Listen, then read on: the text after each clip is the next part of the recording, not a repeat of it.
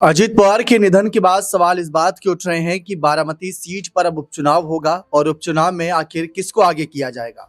क्योंकि जिसको भी आगे किया जाएगा ये संदेश दिया जाएगा कि पार्टी का कर्ता धर्ता, राज्य का उप मुख्यमंत्री और जो विभाग अजीत पवार के पास थे वो सारी जिम्मेदारियां इन्हीं शख्स के कंधों पर जाएंगी। क्योंकि देखा जाए तो सुनेत्रा पवार इस समय राज्यसभा सांसद के पद पर हैं। क्या वे अपने पद से इस्तीफा देकर एक विधायकी का चुनाव लड़ेंगी? बात सिर्फ विधायकी की नहीं है, बात है आगे जिम्मेदारियों की। एक ऐसी पार्टी की जिसका एक सांसद है, 41 विधायक हैं। तो गौर करने वाली बात यही रहती है कि अजीत पवार के बाद कौन? क्योंकि ज्यादातर क्षेत्रीय पार्टियों में देखा जाता है कि परिवार से ही चेहरे आगे कर दिए जाते हैं, लेकिन उसके बाद उनके नतीजों को भी जरा देखिए। लालू की पार्टी का आज क्या हाल है, और वहीं दूसरी तरफ समाजवादी पार्टी क्या सत्ता में आ गई? सवाल उद्धव ठाकरे की बाला साहेब की जो शिवसेना पार्टी थी वो भी काफी चर्चा में रहेगी कि एक समय सत्ता में थी, लेकिन आज क्या हश्र है उसका? जो उद्धव ठाकरे हैं वो कहाँ हैं? तो भले से ही यहाँ पर पारिवारिक तौर पर फैसले ले लिए जाएंगे, लेकिन क्या वो सक्सेस हो पाएंगे? कहीं पार्टी में कोई ऐसा छुपा नेता तो नहीं जो अंदर ही अंदर एक नाथ शिंदे यानी एक बागी नेता बनने की तैयारी कर रहा हो? कई सारे नाम आ रहे हैं जिनमें से कहा जा रहा है कि इनको नहीं तो इनको आगे कर दीजिए। फिलहाल सवाल बारामती के उपचुनाव को लेकर है। इसी मुद्दे पर ज्यादा जानकारी लेते हैं अपने खास सीनियर सहयोगी अमन सर से कि बारामती को लेकर क्या अपडेट है सर। कई सारे नाम है सर, इसमें आपको क्या लग रहा है कौन सा चेहरा है जो यहाँ बाजी मार पाएगा? देखिए दीपक, बिल्कुल आपने महत्वपूर्ण जानकारी साझा की, क्योंकि अगर लगातार हम देखें सीट के ऊपर तो बात हो रही है कि भाई अजीत दादा के जाने के बाद अब उनकी जो विरासत है उसको कौन आगे बढ़ाता हुआ दिखाई पड़ेगा। क्योंकि परिवार में 2-3 नाम ऐसे हैं जो हो सकता है कि उनके नाम पर मोहर लगे और वो आगे बढ़ते हुए दिखाई पड़ जाए। सबसे पहले उनकी पत्नी की बात करें, सुनेत्रा पवार की, तो खबरें आ रही हैं कि उनसे लगातार बातचीत की गई है, विचार विमर्श भी किया गया, और यहाँ तक कि जो प्रफुल्ल पटेल हैं वो उनसे जाकर मुलाकात करते हैं। अब ऐसे में क्या उनके नाम पर एक आम सहमति बन पा रही है? एक बात। दूसरी बात, एक पक्ष ये भी कह रहा है कि भाई हो सकता है बारामती की जो सीट है उसके ऊपर उनके जो बड़े बेटे हैं पार्थ पवार, उनका नाम आगे बढ़ता हुआ दिखाई पड़े या पार्टी भी उनकी अगुवाई में चलती हुई दिखाई पड़ जाए। इसके अलावा आप देखेंगे इन दो नामों के अलावा एक नाम जो उभर के सामने आता है प्रफुल्ल पटेल का भी, कि क्या उनको पार्टी आगे बढ़ाती हुई दिखाई पड़ेगी। चूंकि सीनियर लीडर हैं, बेहतर तरीके से अजीत पवार के साथ में तालमेल बैठाते हुए हर वक्त नजर आए थे, तो ऐसे में उनके नाम पे भी चर्चा चल रही है कि क्या वो आगे बढ़ते हुए दिखाई पड़ सकते हैं। वहीं एक कह सकते हैं खबर ये भी निकल के सामने आ रही है कि लगातार शरद पवार गुट जो है वो अजीत पवार गुट के साथ में संपर्क में है, और ये भी एक खबर है कि हो सकता है कि दोनों का विलय फरवरी के पहले या दूसरे सप्ताह में होता हुआ दिखाई पड़े, अगर माहौल ऐसा ही बना रहता है। क्योंकि अब ये खबर भी निकल के सामने आ रही है कि कुछ जो विधायक हैं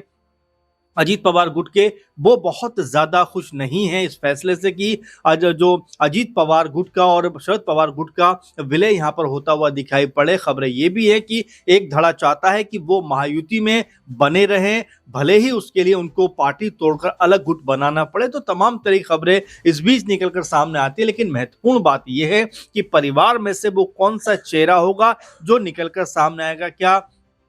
अजीत पवार की पत्नी सुनेत्रा पवार का नाम निकल के सामने आएगा, या फिर पार्थ पवार और जय पवार? क्योंकि कल जब मुख्याग्नि उन्होंने दी थी उसके बाद दोनों हाथ जोड़कर लोगों का एक तरीके से जो सम्मान है वो करते हुए नजर आए कि भाई आपने हमारे परिवार के दुख में कहीं ना कहीं हमारा साथ दिया है, हिस्सा बने हैं। तो ऐसे में उन्होंने हाथ जोड़कर उनका एक तरीके से धन्यवाद दिया। तो ये भी एक कहानी बन रही है कि इसका मकसद क्या समझा जाए कि अब राजनीतिक तौर पर दोनों भाई पूरी तरीके से एक्टिव होने वाले। तो ये तमाम अभी कयासबाजियां इसलिए भी लग रही हैं क्योंकि आप देखेंगे कि चिता की आग अभी ठंडी भी नहीं हुई है, लेकिन ये तमाम चर्चाएं जो है वो चलती हुई दिखाई पड़ रही हैं। अब ऐसे में कौन सा वो चेहरा होगा जिसके नाम पे मोहर लगेगी, और क्या आपस में इस बात को लेकर भी कोई बिगाड़ तो नहीं है कि भाई अगर इनके नाम पे मोहर लगी तो ये नाराज हो जाएंगे, इनके नाम पे मोहर लगी तो वो नाराज हो जाएंगे। तो अभी कई तरह के अगर मगर हैं जिनका जवाब जो है वो आने वाले दिनों में दीपक मिलता हुआ दिखाई पड़ सकता है। सर, एक चर्चा इस बात की भी हो रही थी कि अजीत पवार जो बीएमसी चुनाव के वक्त काफी सक्रिय थे और अभी भी सक्रिय थे, जब ये हादसा हुआ तो रैली ही करने जा रहे थे, लेकिन चर्चा इस बात की थी कि चाचा और भतीजे एक साथ आने पर विचार कर रहे हैं और बहुत सी ऐसी रिपोर्ट भी छप रही कि अगर जिंदा होते अजीत पवार तो शायद अगले ही हफ्ते या कुछ ही दिनों में जो है एनसीपी अजीत पवार और एनसीपी शरद पवार वाली पार्टी का विलय हो जाता। और ये भी खबरें थी कि शरद पवार की जो बेटी सुप्रिया सुले है उनको राष्ट्रीय राजनीति में एक्टिव कर दिया जाता और दूसरी तरफ जो अजीत पवार के परिवारजन है, करीबी जन, उनको राज्य की राजनीति में आगे कर दिया जाता, क्योंकि कई विभाग जो है अजीत पवार संभाल रहे थे, उनके कंधों पर कई बागडोर थी और पार्टी को आगे बढ़ाया जाता। तो इस पर जो खबरें आ रही हैं कि शरद पवार की पार्टी के साथ जा सकते, तो इस पर क्या कहना चाहेंगे? देखिए जाहिर बात है, क्योंकि इस बात को लेकर पहले भी जब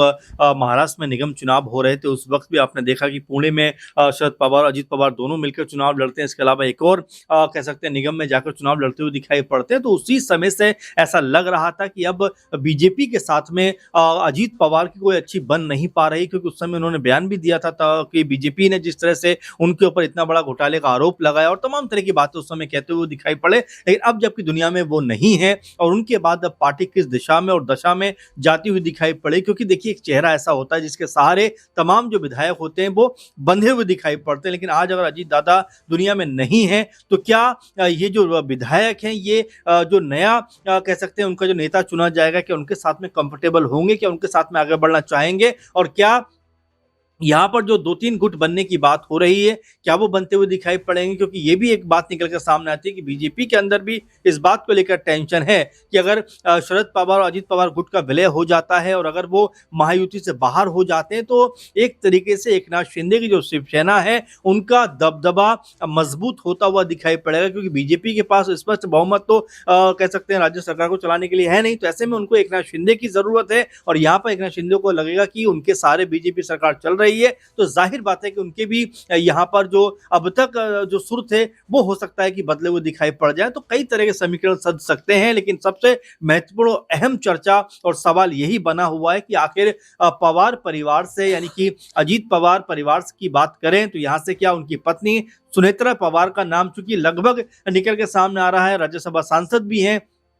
क्या उनके ही नाम पे मोहर लगती हुई दिखाई पड़ेगी? क्योंकि उनके बेटे पार्थ पवार जो हैं लोकसभा 2019 में चुनाव भी लड़ चुके हैं, तो क्या उनके नाम पर सहमति बनेगी? या जय पवार हालांकि राजनीतिक तौर पर उतने एक्टिव नहीं है, लेकिन जिस तरह से मैंने कहा कि हाथ जोड़े हुए नजर आए, लोगों का अभिवादन करते हुए नजर आए, इससे ये भी समझा जा सकता है कि क्या अब वो भी तैयारी कर रहे हैं कि दोनों भाई मिलकर इस एक धड़ा ये भी कह रहा है कि अगर परिवार से इतर हटके देखा जाए तो प्रफुल्ल पटेल के नाम की भी चर्चा हो रही थी, काफी एक्सपीरियंस नेता है और जब शरद पवार से अलग हुआ था ये एनसीपी का धड़ा तो उसमें प्रफुल्ल पटेल ने पीछे भूमिका अदा करी थी और कानूनी पेचीदगियों पर काम किया था, तभी आज सिंबल और पार्टी का नाम उनके पास है, अजीत दादा के पास यानी उनके परिवार के पास है। अब देखा जाए तो एक परिवार से हटके क्या नाम पर विचार किया जा सकता है? देखिए जाहिर बात है क्योंकि प्रफुल्ल पटेल जैसा मैंने शुरू में कहा कि एक मजबूत कद के नेता रहे हैं और खासकर अजीत पवार के सबसे विश्वसनीय कह सकते हैं लोगों में से नेताओं में से एक रहे हैं। तो जाहिर बात है कि ऐसे वक्त में भी लगातार वो सुनेत्रा पवार के साथ में संपर्क बनाए हुए हैं, बातचीत कर रहे हैं, तो हो सकता है कि